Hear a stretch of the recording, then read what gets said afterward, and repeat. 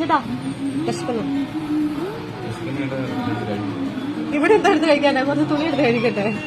അങ്ങനെ ദേ ഞങ്ങൾ വീട്ടിലെത്തിയിട്ടുണ്ട് കേട്ടോ. വീട്ടിൽ വന്നിട്ട് ഭക്ഷണം കഴിക്കാൻ വേണ്ടിയിട്ടാണ്. വരുന്ന വഴിക്ക് ഒരു പാക്കറ്റ് തൈരൊക്കെ വാങ്ങിച്ചുകൊണ്ടാണ് ഞങ്ങളുടെ വരവ്. ഇവിടെ വന്ന് കുക്കിംഗ് പകുതി ആയപ്പോൾ തന്നെ എൻ്റെ മുടി കെട്ടഴിഞ്ഞ് താഴേക്ക് വീണു ഗൈസ്. അതൊന്ന് കെട്ടിത്തരാൻ പറഞ്ഞിട്ട് മനീഷേട്ടൻ കാണിച്ചു കൂട്ടുന്ന കോപ്രായൊക്കെയാണ് നിങ്ങളിപ്പോൾ കണ്ടുകൊണ്ടിരിക്കുന്നത്. ഇപ്പം നിങ്ങൾ ചോദിക്കും ചേച്ചിക്ക് തന്നെ മുടി അങ്ങ് കെട്ടി വെച്ചു കൂടേന്ന്. കെട്ടിവെക്കാം, കെട്ടിവെച്ചിട്ട് ബാക്കി കൈയൊക്കെ കഴുകിയിട്ട് വന്ന് അരിഞ്ഞാൽ മതി. എങ്കിലും മനീഷേട്ടൻ തലമുടി കെട്ടിത്തരുമ്പം അതൊരു വല്ലാത്ത സുഖം. ഇതൊക്കെ ഒരു നമ്പരല്ലേ. അവസാനം അടുത്തപ്പം ഒരിക്കലും നീ ഈ കെട്ട് ഊരല്ല് എന്നുള്ള രീതിയിൽ മനീഷേട്ടൻ മുറുക്കി അങ്ങ് കെട്ടിത്തന്നു. അതോടെ എനിക്കും തൃപ്തിയായി. അങ്ങനെ പിന്നെയും ജോലിയിലേക്ക് കടന്നേക്കാണ്. തൈരിന് വേണ്ടിയിട്ട് നമ്മുടെ മോര് കറിയാണ് ആക്കാൻ പോകുന്നത്. അതിന് വേണ്ടിയിട്ടുള്ള സാധനങ്ങളൊക്കെ ഇട്ട് പ്രത്യേകിച്ച് എന്തൊക്കെയാണെന്ന് പറയേണ്ട കാര്യമില്ലല്ലോ അല്ലേ. പിന്നെ ഈ തൈര് ഉൽക്കുന്ന സംഭവം എനിക്കറിയില്ല കേട്ടോ.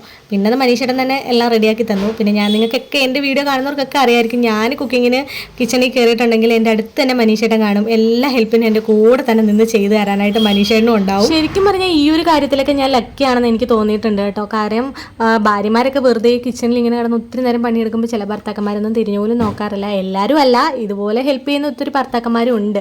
പക്ഷെ അങ്ങനെ ഒരു ഭർത്താവിനെ കിട്ടിയതിൽ ഞാൻ ലക്കിയാണ് കേട്ടോ. പിന്നെ ഇന്നലെ വാങ്ങിച്ച ചിക്കൻ കറിയും പിന്നെ മോരും ഒക്കെ കൂട്ടി ഞങ്ങൾ ഭക്ഷണം കഴിക്കാൻ പോവാണ്. അപ്പോൾ അടുത്ത വീഡിയോയിൽ കാണാം. ടാറ്റാ.